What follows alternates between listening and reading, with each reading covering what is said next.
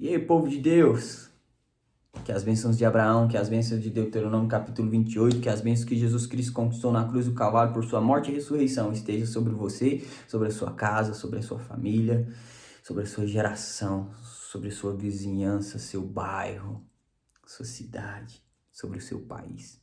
Que Deus continue te abençoando, em nome de Jesus. Vamos lá? Mateus capítulo 8 nos traz uma história muito linda e toda vez que eu leio ela, eu me emociono, eu me encho de fé, que vejo a prontidão de Jesus em ajudar a humanidade, em poder servir a humanidade e suprir a necessidade da humanidade. A Bíblia diz que um leproso, Jesus acaba de trazer o sermão da montanha, está descendo ali, cercado por uma multidão, e um leproso se prostra diante dele e diz: Senhor, se queres, purifica-me.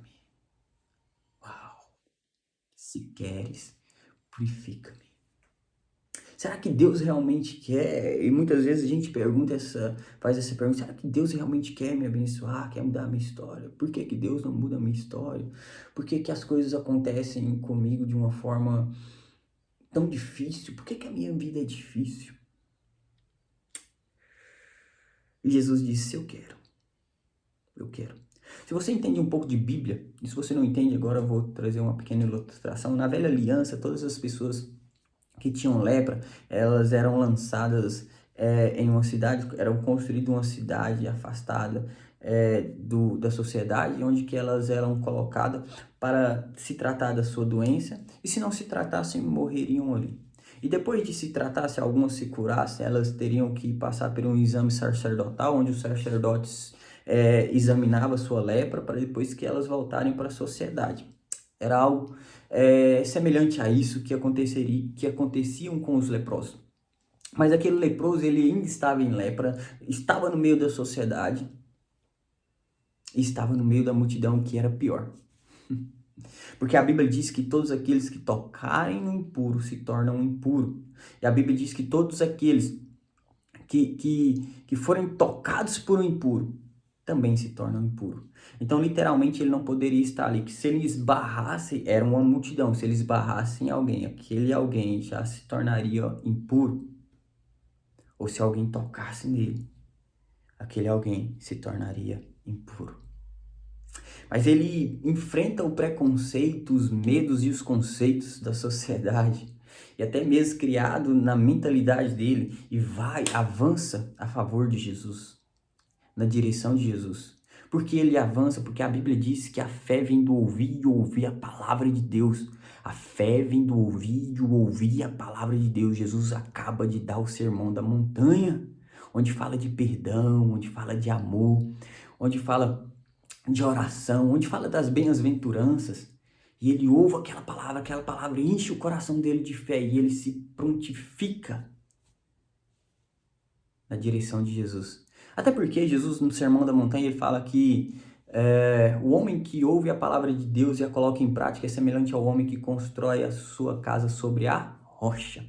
Vem a tempestade, vem a chuva, vem a correnteza e a casa dele não é abalada, mas o homem que ouve a palavra de Deus e não coloca ela em prática é semelhante ao homem que constrói a sua casa sobre a areia. Vem a tempestade, vem a chuva, vem a correnteza e a casa dele não mais existe. Presta atenção, você que é cristão, não é porque você é cristão, não é que você é servo, não é que você está com Deus que essas dificuldades não vão vir sobre a sua vida.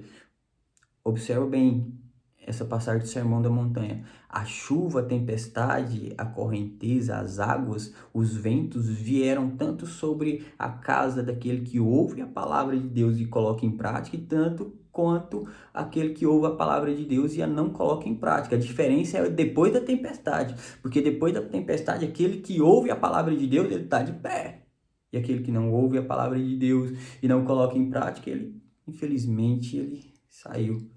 Mas Deus é bom, misericordioso e justo para levantar o caído. Amém?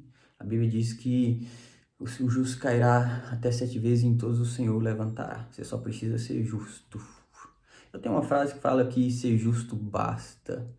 Jesus, na verdade, Jesus é o suficiente e Jesus é o suficiente e ser justo basta. Beleza? Então aquele leproso estava ali, se prostrou diante de Jesus e disse: Senhor, se queres, me purifica. Jesus disse: eu quero, e toca nele. E a Bíblia fala que aquele que tocar no leproso se torna leproso, aquele que tocar no impuro se torna impuro. Mas Jesus era tão puro que quando ele toca no impuro, aquele que era impuro se torna puro. O que você precisa ter e ter a plena convicção é de estar perto de Deus, estar perto de Jesus. Ter Jesus sempre ao seu lado, o Espírito Santo te guiando, te orientando. O que você precisa sempre estar convicto e ter a plena convicção que você está perto de Jesus. Quando Jesus está caminhando para a casa de Jairo, chegam dois amigos de Jairo e dizem: não incomode mais o mestre, porque a sua filha que estava doente agora morreu. Jesus toca no Jairo e fala assim: Jairo, não temas, creia somente. Estou aqui. Quando Gideão está batendo trigo num lagar, ele começa a questionar: cadê o Deus que tirou o povo de Israel do deserto, que fez aquilo tudo que os nossos antepassados falam, que destruiu o Egito? Cadê esse Deus? Quando ele começa a falar, aparece um anjo com uma letra maiúscula. Um anjo com a letra maiúscula na velha aliança é a figura de Cristo. Ele fala: vai nessa força, varão, que o Senhor é contigo. Ou seja, para de reclamar e começa a agir.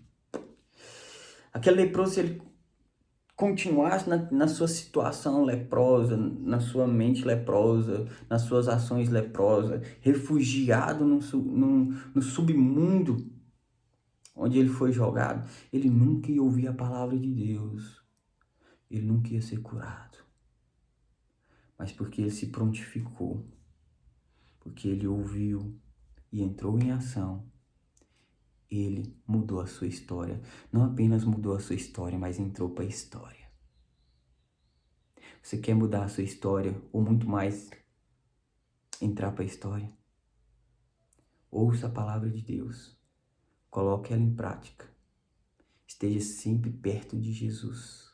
Sempre perto de Jesus. Qual era a maior qualidade de Davi? Estar sempre perto do Pai. Estar sempre com o coração conectado com Deus. Davi, tudo que ele ia fazer, ele pergunta. Certa vez, em Samuel capítulo 2, ele fala: Senhor, devo eu ir e combater os filisteus? O Senhor vai nos entregar? Ele pergunta. Aí Deus fala: Davi, quando você vir a copa das amoreiras chacoalhando, saiba que eu fui na sua frente. Ou seja, Deus vai na frente. Por quê? Porque Davi, ele perguntava se ele deveria ir ou se ele deveria ficar. Ele sempre era orientado por Deus. Se você tem uma intimidade com Deus, se você tem uma vida com Deus, Ele sempre fala nos seus ouvidos. É só você obedecer. Aquele leproso, ele ouviu a palavra de Deus e ele obedeceu a palavra de Deus, que saiu da boca do próprio Cristo. E o que aconteceu? Quando ele entrou em ação, o milagre aconteceu. Forte abraço.